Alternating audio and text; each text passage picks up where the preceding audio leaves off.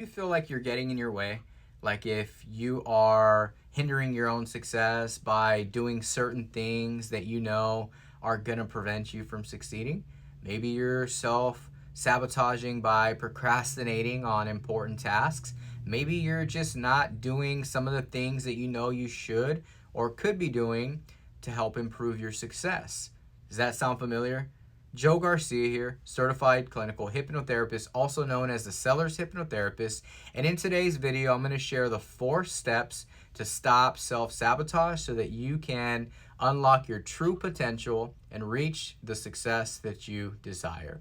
So before we get started, if you haven't already, hit the subscribe button. Every week I share powerful content to help hack your mind for success. Let's dive right in. Before we dive into the 4 steps, let's talk a little bit about what is self-sabotage. Self-sabotage is a psychological phenomenon where we do certain things that are going to obstruct our ability to succeed or, get in the way of us reaching the success that we want. Now, what drives self-sabotage?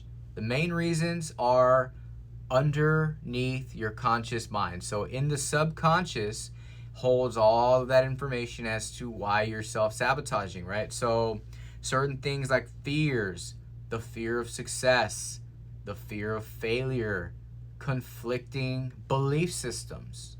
These are some of the things that would cause you to start self-sabotaging, right? For example, the fear of success. Some people don't even realize they have this fear, but success does come with change, and change is very scary to people, right? So when somebody achieves a high level of success, their lives may change, and that change can trigger a fear, which would cause somebody to, do certain things that are only going to prevent them from reaching that level of success.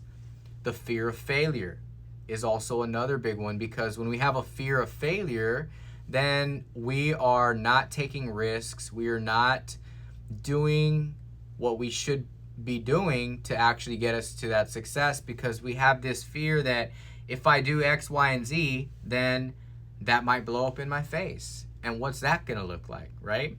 So let's just avoid it altogether by doing procrastination. Let's not actually get those proposals out when they need to go out, right? Or conflicting belief systems. If you have a belief that I'm not worthy for success, or I'm not worthy for that level of success, right? If you believe that in your subconscious mind, then it's going to be very, very difficult for you to actually attain that success. So these are some of the factors that are driving the self-sabotaging behaviors. All right, so now that we know what self-sabotage is, the first step in stopping the madness is to become aware of the self-sabotaging behaviors that are hindering your success, right? So to do this, you can use a simple NLP technique where you simply fill in the blanks, right? So it goes a little something like this.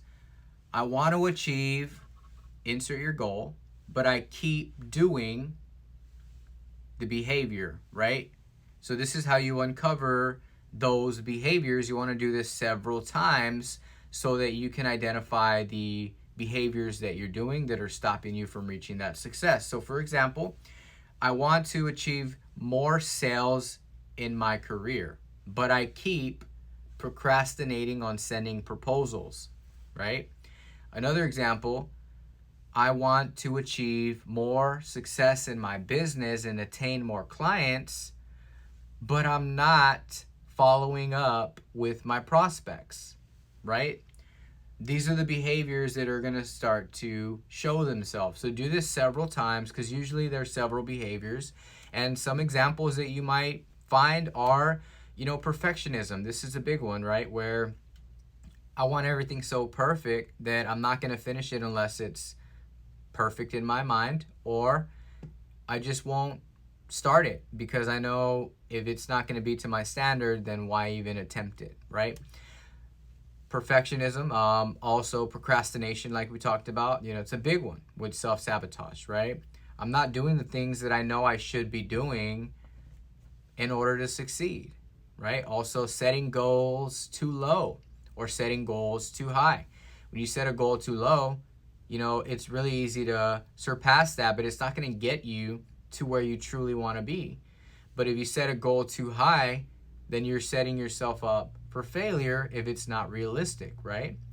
So uncover some of those behaviors.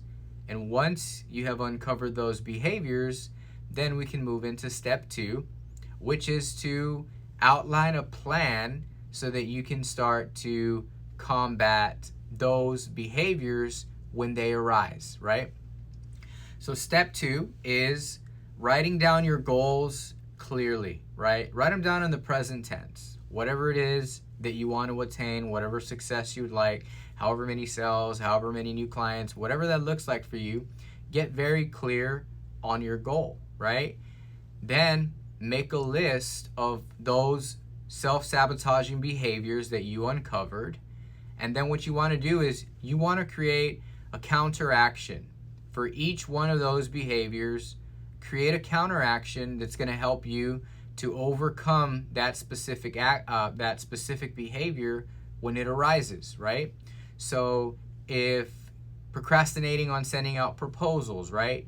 One thing that you could do is commit yourself to sending that proposal immediately after your sales call, right? However long that takes you, make the commitment.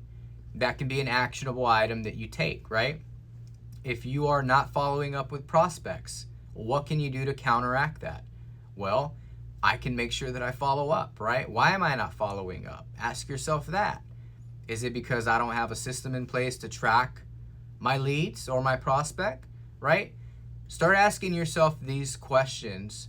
You can even dig deeper to find out, well, when do these behaviors arise? What is the trigger, right? So that way you know that when that arises, you already have your list of counteractions to stop that behavior in its tracks. And this is going to help you to start attaining more success and slowly get to where you want to be. All right, so step number 3 is to be mindful and be aware, right? Now that you have uncovered the self-sabotaging behaviors that are hindering your success, you've created an action plan, you have your goals set. Now it's time to stay aware, right? Because they're going to keep coming up until you make the change, right? So in order to change it, you have to be aware of it. So make sure that now that you have uncovered these behaviors, anytime that they arise in your mind, that you stay on top of them, right? You stay aware of it. Step number 4 is taking action.